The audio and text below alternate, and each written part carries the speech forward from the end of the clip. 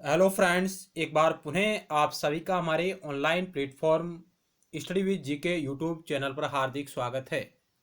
तो आज की हमारी चर्चा का विषय रहेगा राजनीति विज्ञान नागरिक शास्त्र पाश्चात्य राजनीतिक विचारक, जिसके बारे में हम अध्ययन कर रहे थे।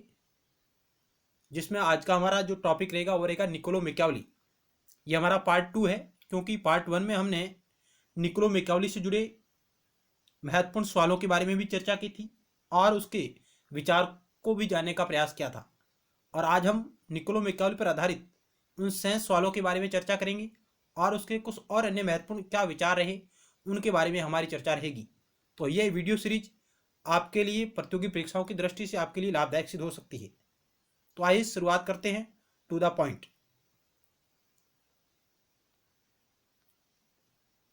21 नंबर सवाल आपकी स्क्रीन पर है, क्योंकि 1 से 20 तक सवालों के बारे में हम पहला चर्चा कर चुके हैं पार्ट 1 में और विस्तार से। तो आइए, सवाल नंबर 21 आपकी स्क्रीन पर रहा। मैकियावेली शायद इतने व्यवहारिक थे कि वे पारंगत दार्शनिक हो ही नहीं सकते। यह कथन किसका है? बार्कर का, रसेल का, एफ जे हर्नसा का, सेबाइन का। मैकियावेली शायद इतने व्यवहारिक थे कि वे पारंगत यानी परंपरागत दार्शनिक हो ही नहीं सकते। इस प्रकार की बात कौन सा विचारक करता है? तो इस सवाल का राइट उत्तर का option D, Sabine. Option D right होगा। अगला सवाल आपकी स्क्रीन पर रहा।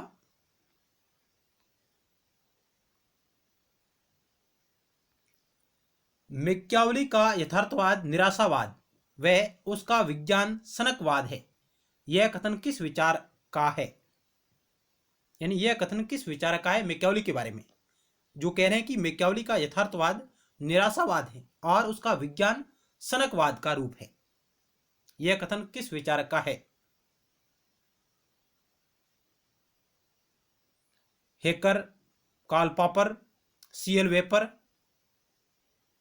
ब्लूम। कि मैकियावेली का यथार्थवाद निराशावाद का प्रतीक और उसका विज्ञान सनकवाद का प्रतीक है।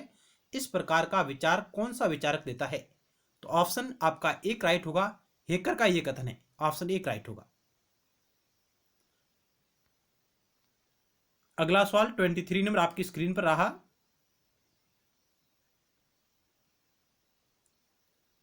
मैकियावेली को सत्ता की राजनीति का पिता कहना ऐसा है जैसा कि हार्वे को रक्त के सिद्धांत के पिता कहना। यह कथन किस विद्वान का है? उसने कहा कि मैकियावेली को सत्ता की राजनीति का पिता कहना इस प्रकार है जिस प्रकार की हार्वे को रक्त के सिद्धांत का पिता कहना।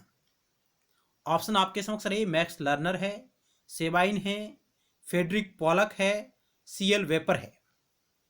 क्या होगा इस 23 नंबर सवाल का राइट उत्तर? यदि आप लोग पहली बार हमारे इस चैनल को देख रहे हैं और आपने अभी तक इसे सब्सक्राइब नहीं किया तो आप इसे जरूर सब्सक्राइब करें और पास बने बेल के आइकन यानी घंटे को भी जरूर दबाएं, ताकि नेक्स्ट टाइम वीडियो लेक्चर का नोटिफिकेशन आपके पास तुरंत पहुंच जाए। इसके अलावा आप हमारे YouTube channel study with GK की प्लेलिस्ट पर जा सकते हैं, जहां आपको राजनीति विज्ञान, नागरिक शास्त्र और लोक प्रशासन विषय पर आधारित अन्य और महत्वपूर्ण वीडियो लेक्चर आपको वहां पर देखने को मिलेगी अलग अलग प्लेलिस्टों के माध्यम से। और नीचे डिस्क्रिप्शन बॉक्स में टेलीग्राम का लिंक दिया हुआ है, आप टेलीग्राम चैनल से भी जुड़ सकते हैं।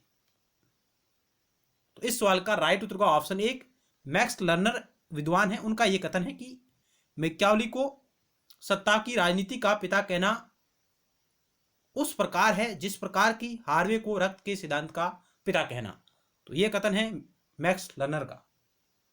अगला सवाल आपकी स्क्रीन पर रहा। 24 नंबर सवाल है। निकोलो मैकियावेली ने राजकुमार को किसे समर्पित किया? यानी प्रिंस जो मैकियावेली की रचना है उसको उसने किसे समर्पित किया था? निकोलो मैकियावेली ने प्रिंस रचना को किसे समर्पित किया? Rodrigo Borgia, Piero Soderini, Lorenzo D Piero de Medici, Marcello Adriani. यानी निकोलो मैकियावली ने जो प्रिंस नामक रचना लिखी है उसको उसने किसे समर्पित किया था? ये सवाल आपके समक्ष है। चार ऑप्शन आपके समक्ष रहे, ए, बी, सी और डी। तो 24 नंबर सवाल का राइट उत्तर होगा ऑप्शन सी। द प्रिंस रचना मैकियावली द्वारा लिखित है, जिसको उसने Lorenzo D Piero de Medici नामक शासक को समर्पित किया था। ऑप्शन सी राइट होगा। लेकिन प्रिंस नामक जो रचना है उसका हीरो है वो है सीजर बोर्जिया, ड्यूक ऑफ बोर्जिया, जो रोमेगेना का शासक था। उसकी प्रेरणा से मैकियावली द प्रिंस नामक रचना लिखता है और सीजर बोर्जिया, ड्यूक ऑफ बोर्जिया को वह आदर्श शासक के रूप में चित्रित करता है। यानी सीजर बोर्जिया को वह प्रिंस का हीरो बताता है, नायक बताता है, उसकी प्रेरणा से यह रचना लिखता है। लेकिन वह इस रचना को समर्पित करता है Lorenzo D Piero de Medici नामक शासक को। तो ऑप्शन सी राइट होगा। और प्रिंस वह रचना है जिसमें राज्य शिल्प के बारे में विचार प्रतिपादित किए गए हैं, एक शासक को किस प्रकार के नियमों का पालन करना चाहिए। आगे चलते हैं। अगला सवाल आपकी स्क्रीन पर रहा।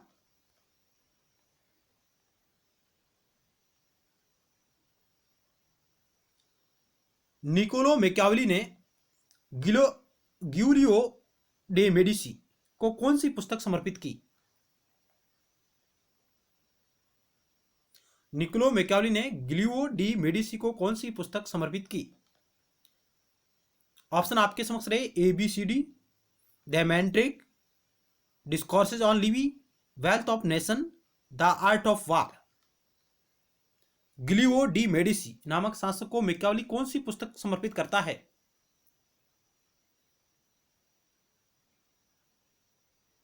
तो इस सवाल का राइट उत्तर होगा option D, the Art of वार, युद्ध की कला।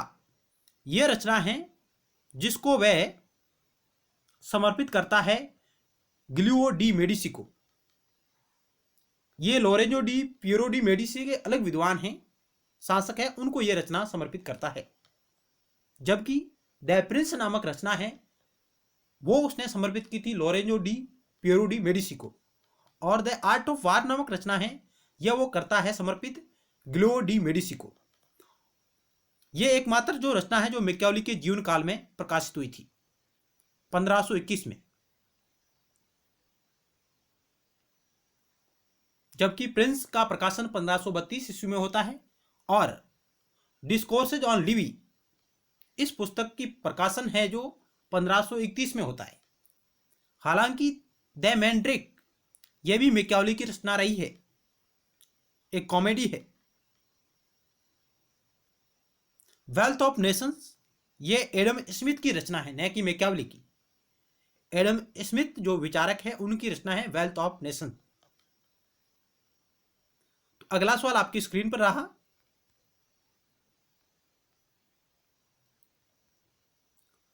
निकोलो मैकियावली का जन्म कहां हुआ था?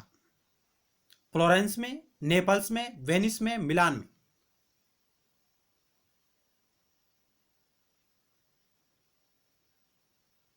तो इस सवाल का राइट उत्तर होगा ऑप्शन ए, इटली के फ्लोरेंस नगर में 1469 को ईस्वी में मैकियावली का जन्म होता है। 1469 में इटली के फ्लोरेंस नगर में मैकियावली का जन्म होता है। जबकि मैकियावली का निधन वो था 1527 को। और मैकियावली का जन्म हुआ उस वक्त इटली 5 भागों में बटा हुआ था, जिसमें फ्लोरेंस गणराज्य, नेपल्स, वेनिस, मिलान और चर्च यानी पॉप राज्य क्षेत्र, इन 5 भागों में इटली विभाजित था। और मैकियावली इटली का एकीकरण करना चाहता था, एक राष्ट्र राज्य के रूप में उसे प्रदर्शित करना चाहता था। ऑप्शन ए आपका राइट हुआ। अगला सवाल आपकी स्क्रीन पर रहा 27 नंबर। जन्म से मैकियावली था फ्रेंच, जर्मन, स्पेनिश, इतावली। ऑप्शन आपका डी राइट होगा। मैकियावली जन्म से इतावली विचारक है, इसका जन्म इटली की फ्लोरेंस नगर में होता है। ऑप्शन डी आपका राइट होगा। अगला सवाल आपकी स्क्रीन पर रहा 28 नंबर।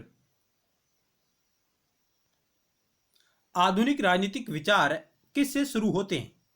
मैकियावेली से, मॉन्टेस्क्यू से, मिल से, इनमें से कोई नहीं।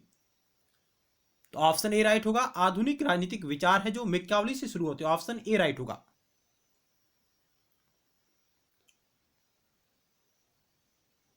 मैकियावेली से संबंधित कुछ और अन्य महत्वपूर्ण फैक्ट यहां दिए गए हैं, आप उन्हें भी जरूर देखिएगा।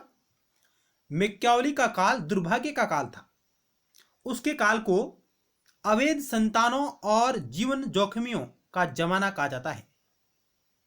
यानी मैकियावेली का काल दुर्भाग्य का काल था, उसके काल को अवैध संतानों और जीवन जोखिमियों का जमाना कहा जाता है। मैकियावेली की राजनीतिक संरचना का आधार मानव प्रकृति की बुराई थी। मैकियावेली की राजनीतिक संरचना का आधार मानव प्रकृति की बुराई थी और उस बुराई, उस स्वार्थपन, मानव के स्वार्थपन, लालचपन, उसके कारण जीवन व संपत्ति की रक्षा हेतु मैकियावेली एक सशक्त शासक की कल्पना करता है, राज्य के निर्माण की बात करता है। मैकियावेली का राज्य धर्मनिरपेक्ष राज्य था, जिसका किसी देवी, प्रकाशना, धर्म अथवा ईश्वर से कोई संबंध नहीं था।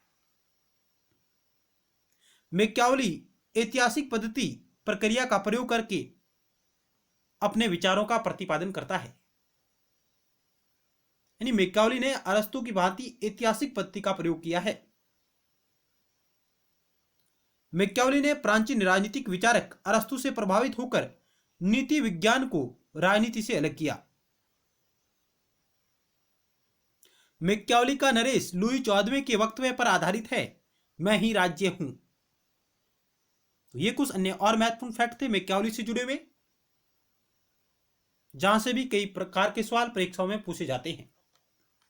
चलते हैं अगली स्लाइड की ओर। मैकियावेली की मृत्यु कब हुई? 1469 ईस्वी में, 1527, 1523, इनमें से कोई नहीं। तो राइट उत्तर का ऑप्शन बी। मैकियावेली का निधन 1527 ईस्वी में, जबकि जन्म होता है 1469 ईस्वी में, इटली के फ्लोरेंस नगर में। ऑप्शन बी राइट होगा। अगला सवाल आपकी स्क्रीन पर रहा।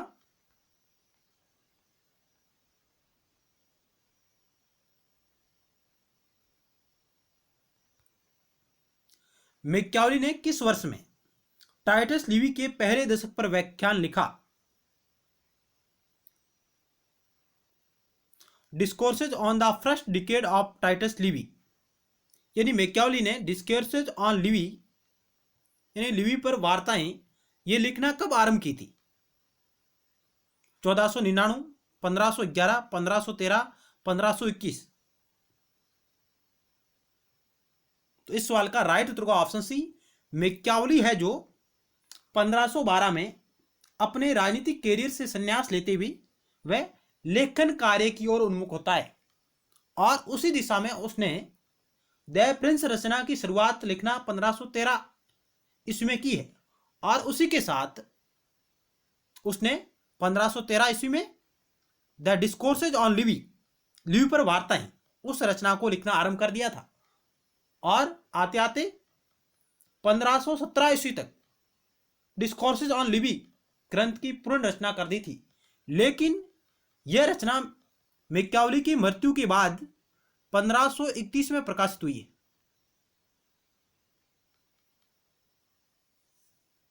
तो ऑप्शन सी राइट होगा इस सवाल की दृष्टि से। प्रकाशन कब हुआ? तो प्रकाशन हुआ 1531 में। अगला सवाल आपकी स्क्रीन पर रहा।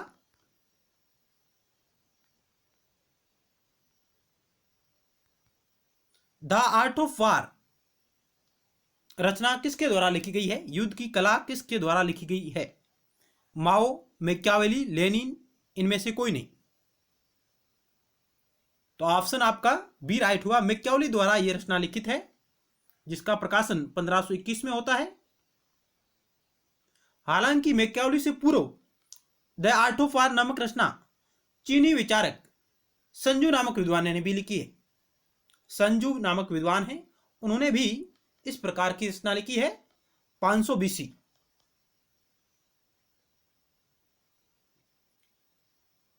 तो ऑप्शन बी राइट होगा। अगला सवाल आपकी स्क्रीन पर रहा।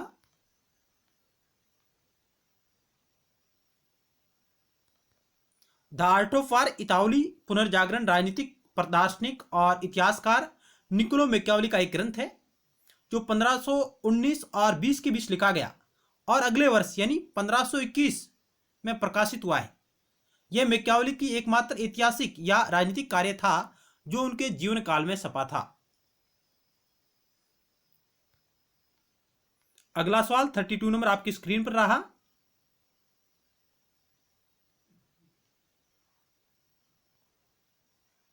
निम्नलिखित में से असत्य कथन का चयन करें।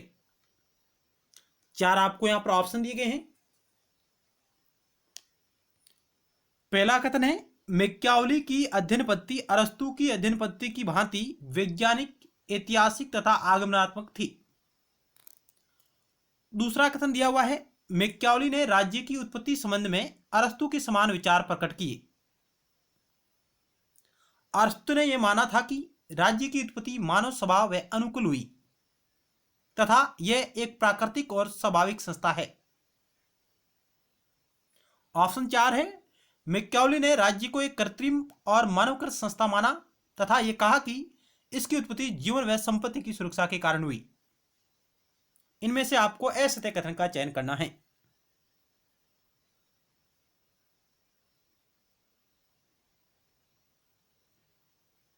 तो आइए राइट उत्तर को चेक करते हैं। ऑप्शन 2 राइट होगा। मैकियावेली ने राज्य के उत्पत्ति संबंध में अरस्तु के समान विचार प्रकट किए। यह कथन बिल्कुल गलत है, असत्य कथन है, क्योंकि मैकियावेली ने राज्य की उत्पत्ति के संबंध में अरस्तु के समान विचार प्रकट नहीं किए थे। अरस्तु राज्य को एक प्राकृतिक और एक स्वाभाविक संस्था मानता है, जबकि मैकियावेली राज्य को एक कृत्रिम मानवकृत संस्था मानता है। मैकियावेली की अध्ययन पद्धति अरस्तु की अध्ययन पद्धति की भांति वैज्ञानिक, ऐतिहासिक और आगमनात्मक थी। यह बात सही है। अरस्तु ने माना कि राज्य की उत्पत्ति मानव स्वभाव व अनुकूल हुई है तथा एक प्राकृतिक और स्वाभाविक संस्था है। मैकियावेली ने राज्य को एक कृत्रिम और मानवकृत संस्था माना तथा यह कहा कि इसकी उत्पत्ति जीवन व संपत्ति की सुरक्षा के कारण हुई है।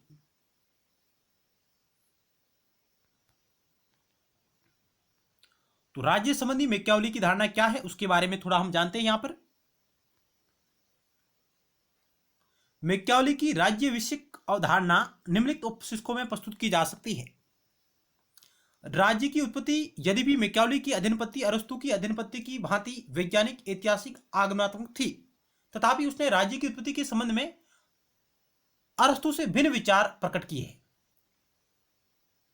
अरस्तु के समान नहीं किए। अरस्तु ने माना था कि राज्य की उत्पत्ति मानव स्वभाव के अनुकूल हुई है तथा एक प्राकृतिक और स्वाभाविक संस्था है, जबकि मैकियावेली मानता है कि राज्य एक कृत्रिम संस्था है, मानवकृत संस्था है और इसकी उत्पत्ति जीवन व संपत्ति की सुरक्षा के कारण हुई है।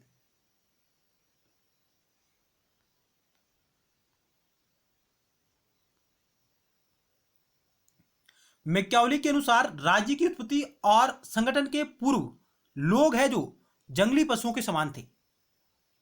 मैकियावेली के जो विचार है राज्य के बारे में, वो कह रहे हैं कि राज्य की उत्पत्ति और इस संगठन से पूर्व जहां जनसंख्या जो निवास कर रही थी वह जंगली पशुओं के समान थी। वे अपने स्वार्थों की पूर्ति के लिए इधर उधर घुमा करते थे तथा आपस में संघर्ष करते थे। यानी मैकियावेली राज्य की उत्पत्ति से जो पूर्व व्यवस्था है जो उसका वर्णन करते हैं कि उस समय जो लोग थे वो स्वार्थी, लालची, झगड़ालू प्रवृत्ति के थे और समय बीतने के साथ जनसंख्या अत्यधिक होती चली गई। लोगों के आपसी संघर्ष इतने बढ़ गए कि उसके जीवन और संपत्ति की सुरक्षा का प्रश्न पैदा हो गया। यानी जनसंख्या बढ़ने के कारण लोगों में आपस में संघर्ष और युद्ध की स्थिति पैदा होने लग गई, जिसके कारण उनके जीवन और संपत्ति को खतरा हो गया और इस जीवन व संपत्ति की सुरक्षा हेतु राज्य नामक संगठन अस्तित्व में आता है। अतः लोगों ने संगठन बनाकर एक अधिकारी की नियुक्ति की जिसने उनके जीवन और संपत्ति की रक्षा करने तथा सामाजिक व सांसकीय व्यवस्था बनाए रखने का उत्तरदायित्व ग्रहण किया। इस प्रकार राज्य की उत्पत्ति हुई। यानी हम ये मान सकते हैं कि राज्य की उत्पत्ति के संबंध में जो मैकियावेली के विचार है वह, और मानव स्वभाव के विषय में जो मैकियावेली के विचार है वह हॉब्स से मिलते जुलते हैं। हम ये कह सकते हैं कि हॉब्स ने जो राज्य उत्पत्ति और मानव स्वभाव के बारे में जो विचार दिए हैं वो मैकियावेली से ही शायद ग्रहण किए हैं।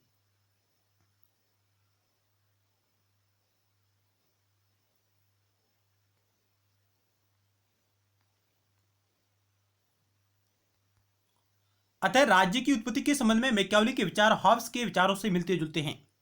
हॉब्स ने भी यह माना कि जब स्वार्थी और शोचनीय मानवीय दशा में उचित व्यवस्था बनाए रखने के लिए एक सामान्य अधिकारी की नियुक्ति की गई तो राज्य की उत्पत्ति हुई। हालांकि मैकियावेली हॉब्स की भांति स्पष्ट सामाजिक समझौते की बात नहीं करता है जिस प्रकार हॉब्स करता है, लेकिन उसके विचारों में राज्य विषयक जो अवधारणा है वो हॉब्स के विचारों से मिलती है और मानव स्वभाव संबंधी जो विचार है वो भी हॉब्स के समान मिलते हैं। फिलिस डॉयल नामक विद्वान है, उन्होंने कहा कि मैकियावेली के विचारों को स्पष्ट करते हुए लिखा है, समाज यानी राज्य की उत्पत्ति एक संयोगपूर्ण बात थी जो सुरक्षा की आवश्यकता के दुराग्रह की वजह से उत्पन्न हुई। यानी मैकियावेली के विचार को स्पष्ट करते हुए लिखते हैं कि समाज यानी राज्य की उत्पत्ति एक संयोगपूर्ण बात थी जो सुरक्षा की आवश्यकता के दुराग्रह की वजह से उत्पन्न हुई। इस प्रकार मैकियावेली राज्य को एक कृत्रिम मानवकृत संस्था मानता है।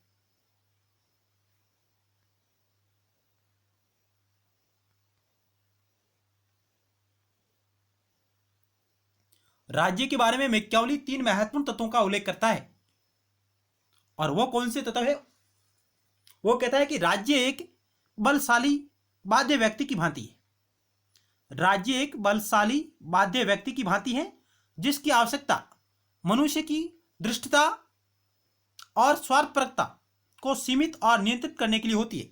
यानी मनुष्य की स्वार्थपूर्ण नीति, लालची प्रवृत्ति, उसे रोकने के लिए राज्य नामक संस्था अस्तित्व में आई। राज्य कोई ईश्वरीय संस्था नहीं है। क्या मैकियावेली के अनुसार राज्य ईश्वरीय संस्था है? नहीं, यह मानवकृत होने के कारण एक कृत्रिम संस्था है। राज्य और समाज के हित व्यक्तिगत हितों से अधिक महत्वपूर्ण है। मैकियावेली ने राज्य के बढ़ते और विकसित होते रूप को स्वीकार किया है। यानी उसका कहना है कि सभी मानव कार्य गतिशील हैं और उनका रुकना असंभव है। उसी प्रकार राज्य का निरंतर विस्तार होते रहना चाहिए। राज्य का विकास रुकना नहीं चाहिए। इस प्रकार मैकियावेली ने नगर राज्यों के स्थान पर रोमन साम्राज्य की भांति राज्य के विशाल स्वरूप को अंगीकार किया है। यानी मैकियावेली कहते हैं कि मानव स्वभाव और मानव का जो कार्य गतिशील है उसकी भांति राज्य को भी रुकना नहीं चाहिए। राज्य को भी एक गतिशील राज्य होना चाहिए।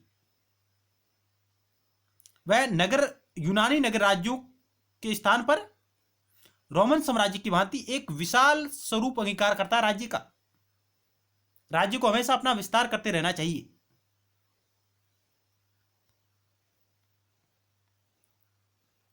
मैकियावेली का राज्य एक परिवर्तनीय है। मैकियावेली के मत में राज्य परिवर्तनशील है। उसका परिवर्तन एक चक्रीय नियमों पर आधारित है।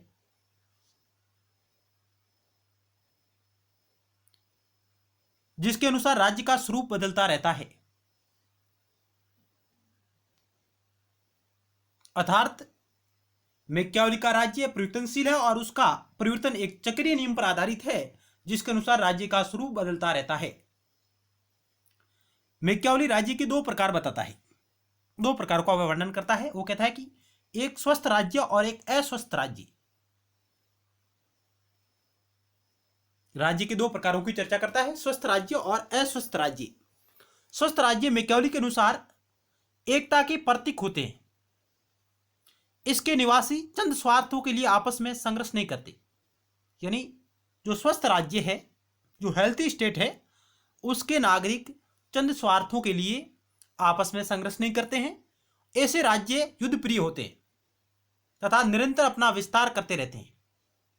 स्वस्थ राज्य हमेशा युद्ध प्रिय होते हैं और अपना विस्तार करने में लगे रहते हैं, जबकि अस्वस्थ राज्य विस्तार नहीं कर पाते हैं, क्योंकि इनके निवासी छोटे छोटे स्वार्थों के लिए आपस में झगड़ते रहते हैं, संघर्ष करते रहते हैं, उनमें युद्ध प्रियता नहीं होती और वे शिथिल होते हैं। ऐसे राज्यों में एकता नहीं पाई जाती। इस प्रकार मैकियावेली स्वस्थ राज्य को अधिक वरीयता प्रदान करता है, जो अपने राज्य के विस्तार और उसके संरक्षण के लिए कार्य करते रहते हैं।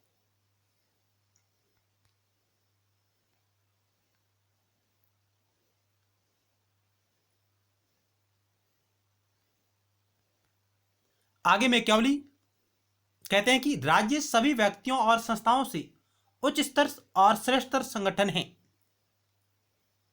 मैकियावेली ने राज्य को सभी व्यक्तियों और संस्थाओं से श्रेष्ठ संस्था माना है। उसके अनुसार सभी व्यक्ति और सभी संस्थाएं राज्य के प्रति उत्तरदायी है। राज्य किसी के भी प्रति उत्तरदायी नहीं है। व्यक्ति का विकास राज्य में ही संभव है। अतः व्यक्ति को राज्य के हितों के समक्ष अपने हितों का ख्याल नहीं करना चाहिए, यह मैकियावेली कहता है। व्यक्ति का सर्वोत्तम हित इसी में है कि वह अपनी राज्य में अपना हित को विलीन कर दे, यानी कि सबसे पहले राज्य का हित है और व्यक्ति का हित बाद में। मैकियावेली के विचारों पर गौर करते हैं वे गेटेल महोदय कहते हैं कि मैकियावेली का मत एक राज्य के सिद्धांत होने के बजाय राज्य के संरक्षण का सिद्धांत था। मैकियावेली का विचार राज्य के सिद्धांत होने के बजाय राज्य के संरक्षण का सिद्धांत था। इस प्रकार का सवाल परीक्षाओं में पूछे गए। मैकियावेली का सिद्धांत राज्य का सिद्धांत नहीं होकर के राज्य के संरक्षण का सिद्धांत है।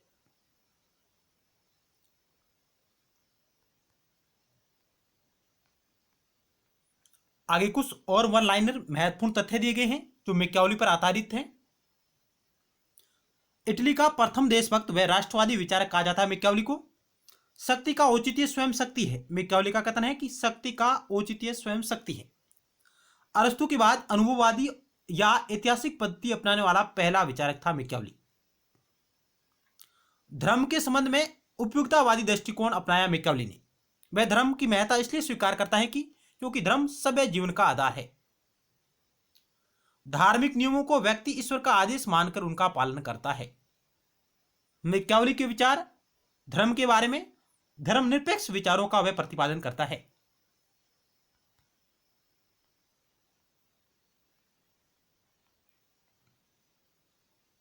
आगे सेबाइन नामक विद्वान कहते हैं कि यदि मैकियावेली कुछ समय के बाद पैदा होता तो धर्म संबंधी उसके विचार कुछ भिन्न होते। मानव जीवन को भय प्रेम से अधिक प्रभावित करता है। मैकियावेली का कहना है कि मानव जीवन को भय डर प्रेम से अधिक प्रभावित करता है। मैकियावेली सादे ही साधनों का औचित्य है। यह कथन प्रसिद्ध मैकियावेली का है। सादे ही साधनों का औचित्य है। फ्रेडरिक पोलक ने उनके विचारों को वैज्ञानिक तटस्थता की संज्ञा प्रदान की। यानी मैकियावेली के विचारों को वैज्ञानिक तटस्थता की संज्ञा कौन सा विचारक प्रदान करता है, तो वो करता है फ्रेडरिक पोलक। राज्य उत्पत्ति संबंधी विचार मैकियावेली के हॉब्स के विचारों से मिलते जुलते हैं। मानव स्वभाव पारे की भांति है जो निरंतर बढ़ते रहना चाहिए। प्रोफेसर जॉन्स ने मैकियावेली को आधुनिक राजनीति का सिद्धांतकार था। प्रोफेसर जॉन्स के अनुसार मैकियावेली आधुनिक राजनीति का सिद्धांतकार था। डब्ल्यू.टी. जॉन्स ये वो विद्वान है जो मैकियावेली को पुनर्जागरण की संतान कहते हैं, पुनर्जागरण का शिशु के रूप में परिभाषित करते हैं डब्ल्यू.टी. जॉन्स। और ये कहते हैं कि मैकियावेली आधुनिक राजनीतिक सिद्धांतकार था और पुनर्जागरण की संतान या पुनर्जागरण का शिशु कहा है मैकियावेली को डब्ल्यू.टी. जॉन्स ने, जबकि सेबाइन ने उसे युग परिवर्तन का शिशु कहा। मैकियावेली को युग परिवर्तन का शिशु कहते हैं सेबाइन। वीए डनिंग है जो मैकियावली को अपने युग का शिशु कहते हैं। फ्लोरेंस वासी वास्तव में अपने युग का शिशु था, ये बात डब्ल्यू ए डनिंग करते हैं।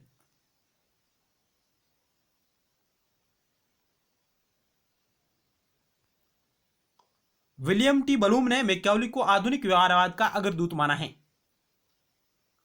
मैकियावली ने सार्वजनिक व निजी नैतिकता के बीच जो दीवार खड़ी कर दी वह व्यवहारिक राजनीति में अंतर्राष्ट्रीय संबंध के क्षेत्र में आज तक कायम है, ये बात विलियम टी बलूम कहते हैं कि मैकियावली आधुनिक व्यवहारवाद का अग्रदूत माना जाता है और मैकियावली ने सार्वजनिक और निजी नैतिकता के मध्य जो दीवार खड़ी की वह आज भी व्यवहारिक राजनीति व अंतर्राष्ट्रीय संबंधों के क्षेत्र में लागू है, कायम है।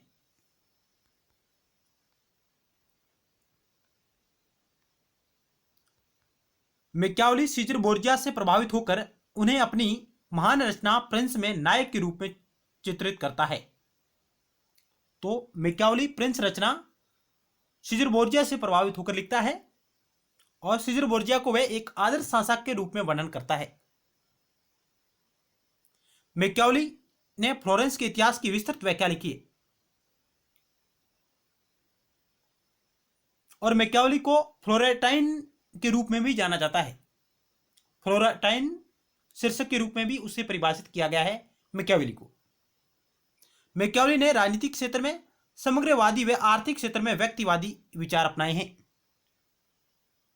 सेबाई ने कहा कि मैकियावली ने राज्य को वह अर्थ प्रदान किया जो आधुनिक राजनीतिक व्यवहार में राज्य के साथ जुड़ा हुआ है।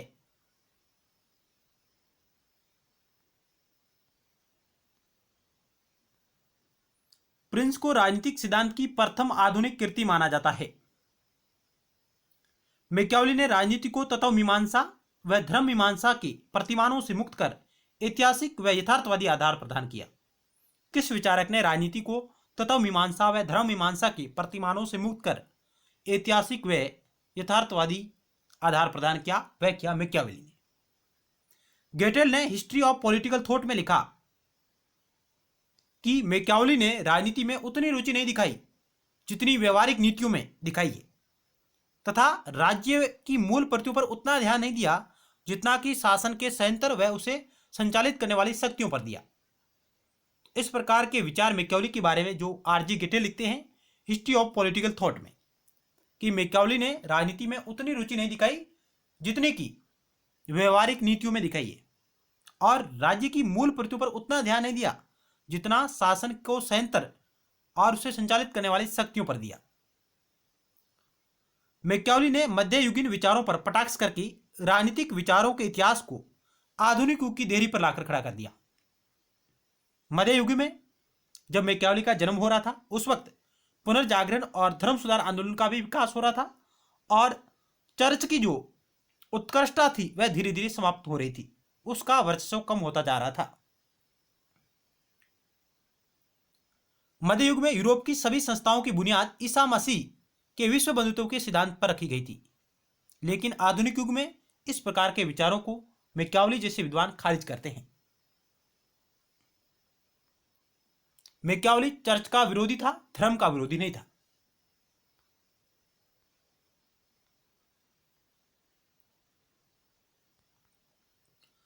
प्रिंस डिस्कोर्सेज ऑन लिवी द्वारा सुझाव दिया कि किसी देश के लिए उपयुक्त शासन प्रणाली का निर्णय करते समय वहां के लोगों के चरित्र को ध्यान में रखना चाहिए।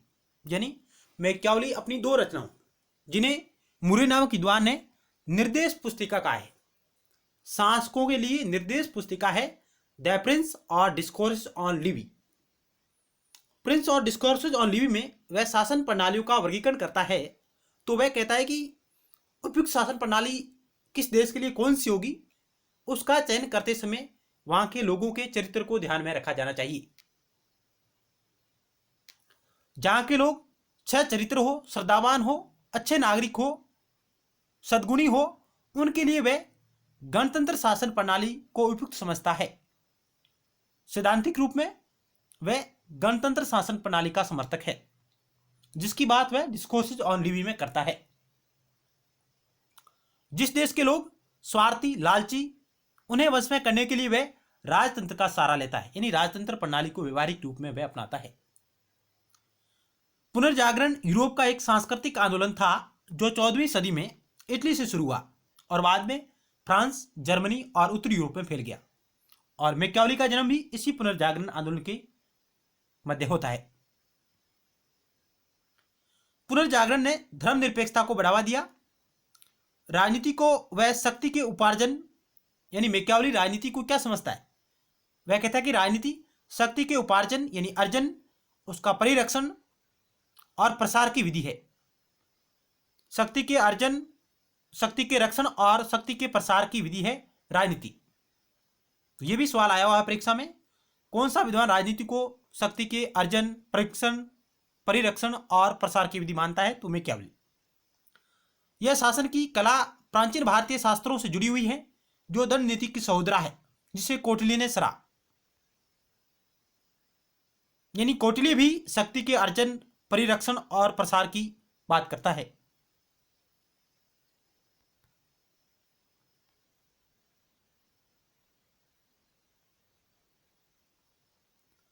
आगे मैकियावेली के विचार और क्या है? धर्म को राजनीति से पृथक करने वाला पहला राजनीतिक विचारक था मैकियावेली। मैकियावेली राजा को राज्य की सुरक्षा की चिंता रखनी चाहिए। मैकियावेली कहता है कि राजा को राज्य सुरक्षा की चिंता रखनी चाहिए।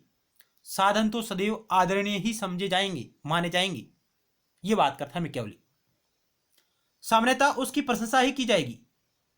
यानी मैकियावेली कहता है कि जो साधन शासक के द्वारा अपनाए जाएंगे वह चाहे नैतिक हो या अनैतिक, हमेशा उनकी प्रशंसा ही की जाएगी लोगों के द्वारा। इस प्रकार के विचार है जो मैकियावेली। आगे डनिंग महोदय उनके बारे में कहते हैं कि मैकियावेली अनैतिक नहीं, नैतिकता विरोधी था, अधार्मिक नहीं, धर्मनिरपेक्ष था। डनिंग कहते हैं कि मैकियावेली अनैतिक नहीं, इस नैतिकता विरोधी की जगह आप यहां लिखिए वह नैतिकता निरपेक्ष था। मैकियावेली नैतिकता का विरोधी नहीं था। डनिंग का विचार है कि मैकियावेली अनैतिक नहीं, नैतिकता निरपेक्ष था और अधार्मिक नहीं, धर्मनिरपेक्ष था।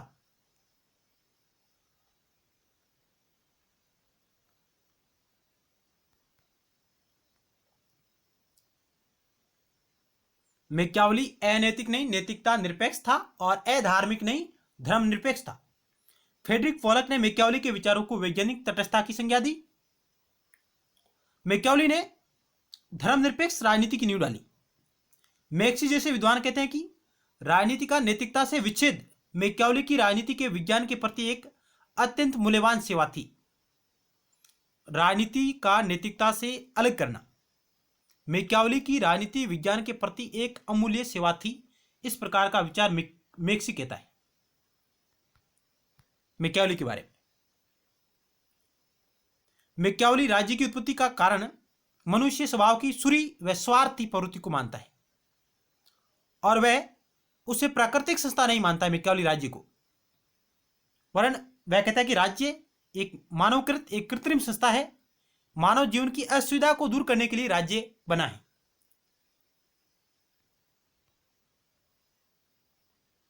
आगे मैकियावेली गणतंत्र की अपेक्षा राजतंत्र को श्रेष्ठ मानता है व्यवहारिक रूप में। वह इटली के लिए राजतंत्र के मुख्यतः 3 कारण मानता है। यानी इटली के लिए राजतंत्र क्यों उपयुक्त है, उसके लिए वह 3 कारण बताता है कि एक लोगों का भ्रष्ट चरित्र, राज्यों में संपत्ति की असमानता, इटली की तत्कालीन व्यवस्था। यानी इटली उस वक्त 5 भागों में बटा हुआ था, फ्लोरेंस, नेपल्स, मिलान, वेनिस, चर्च, राज्य क्षेत्र। तो ये 3 वो कारण हैं जिनकी मैकियावेली चर्चा करता है और कहता है कि इन 3 कारण के कारण इटली में राजतंत्र उपयुक्त शासन प्रणाली होगी। लेकिन मैकियावेली सैद्धांतिक रूप में गणतंत्र को सर्वोच्च शासन प्रणाली बताता है।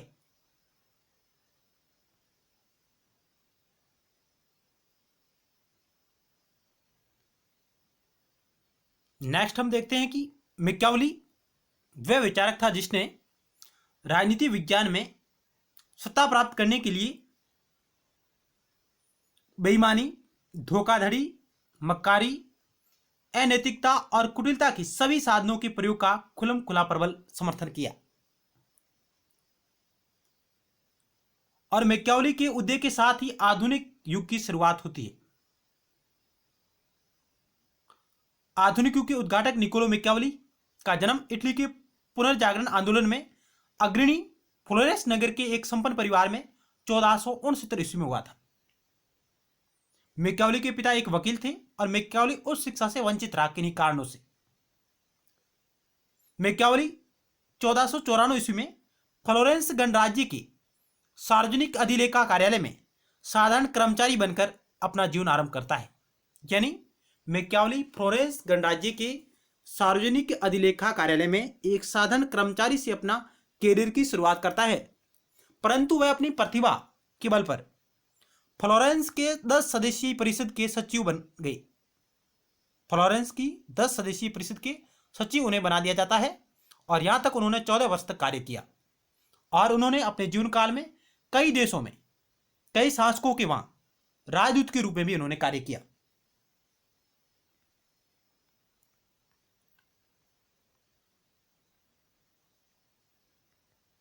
तो पार्ट 1 में हम मैकियावेली की रचनाओं के बारे में चर्चा कर चुके हैं। तो द प्रिंस है, डिस्कोर्सेज ऑन टाइटस लिवी है, द आर्ट ऑफ वार है, लाइफ ऑफ कास्ट्रिको है, हिस्ट्री ऑफ फ्लोरेंस है, मैंड्रागोला या द मैंड्रेक है, द गोल्डन एस। ये मैकियावेली की प्रमुख रचनाएं रही हैं, जहां से भी सवाल कई बार परीक्षाओं में आते हैं। मुख्य रूप से Prince, Discourses on Titus Livy, Art of War, History of Florence, ये मुख्य रचनाएं हैं मैकियावेली की।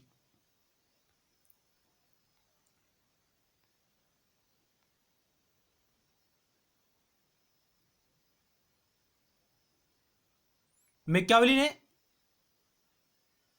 की अध्ययन पद्धति। मैकियावेली ने ऐतिहासिक पद्धति का अनुसरण किया है। उसका कहना था कि सभी देश और काल में मनुष्य का व्यवहार एक जैसा रहता है, मैकियावेली का कहना है, और वह एक ही प्रकार के उद्देश्यों से संचालित होता है। उसे एक ही प्रकार की समस्याओं का समाधान करना होता है। अतः वर्तमान की समस्याओं का समाधान भूतकालीन इतिहास के अध्ययन से हो सकता है। उसी के आधार पर भविष्य की घटनाओं की भविष्यवाणी भी की जा सकती है। इस प्रकार मैकियावेली दावा करता है कि सर्वप्रथम उसी ने इतिहास और राजनीति के संबंधों पर जोर दिया। उसने उस दृष्टि से प्राचीन यूनान और रोमन इतिहास का अध्ययन किया। यह उल्लेखनीय है कि उसने ऐतिहासिक पद्धति पर आधारित अपने विचारों को प्रदान किया और उसने ऐतिहासिक पद्धति का जो प्रयोग है वह अरस्तु की भांति किया है।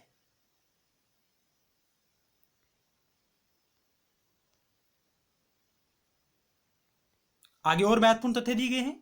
मैकियावेली का जन्म इटली के फ्लोरेंस शहर में 1469 में। मैकियावेली को पुनर्जागरण का शिशु कहा किसने? W.T. जॉन्स ने। युग परिवर्तन का शिशु कहता है सेबाइन। और मैकियावेली को बुराई के शिक्षक के रूप में कौन परिभाषित करता है? लियो स्ट्रॉस नामक विद्वान है जो मैकियावेली को बुराई के शिक्षक के रूप में परिभाषित करते हैं। मैकियावेली को आधुनिक राजनीति विज्ञान का जनक कहा जाता है।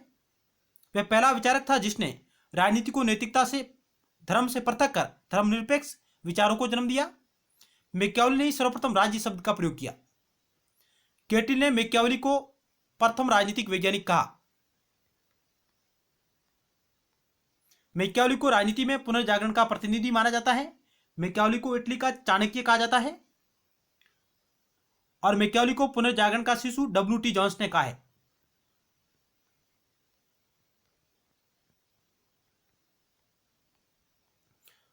डनिंग महोदय कहते हैं, विचारक डनिंग, जिन्होंने मैकियावेली के बारे में कहा कि वह प्रतिभा संपन्न फ्लोरेंस वासी वास्तविक अर्थों में अपने युग का एक शिशु था।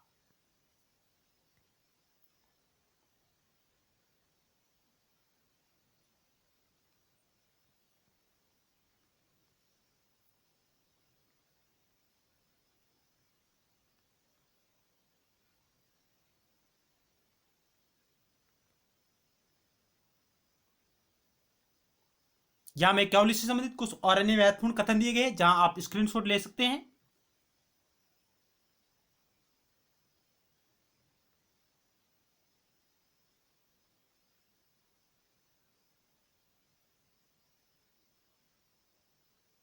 यहां डनिंग महोदय का एक और कथन है कि मैकियावेली को कभी कभी प्रथम आधुनिक राजनीतिक दार्शनिक कहा जाता है। यह कहना उतना ही सत्य है जितना कि यह कहना कि मध्य युग का अंत करता है और आधुनिक युग की शुरुआत करता है।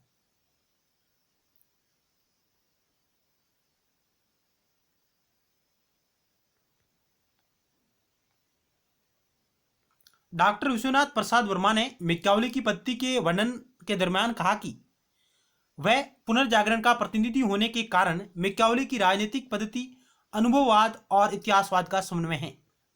ये बात करते हैं डॉक्टर विश्वनाथ प्रसाद शर्मा वर्मा।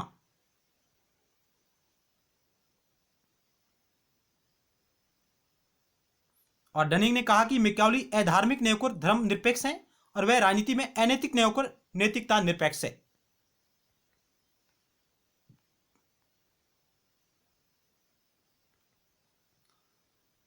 फॉस्टर कहते हैं कि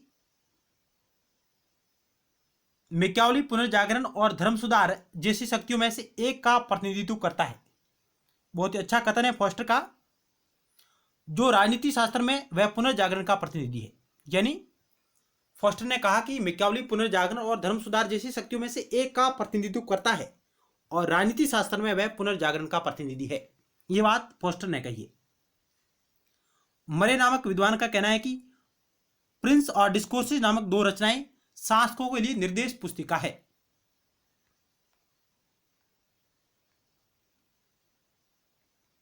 एवेंस्टीन नामक विद्वान आए, उन्होंने कहा कि मैकियावेली ने अनैतिकता और निर्दयता की उस अगाध गर्त की ओर संकेत करके जिसमें मनुष्य शक्ति प्राप्त करने के लिए समाज आएंगी मानव जाति की सेवा के लिए।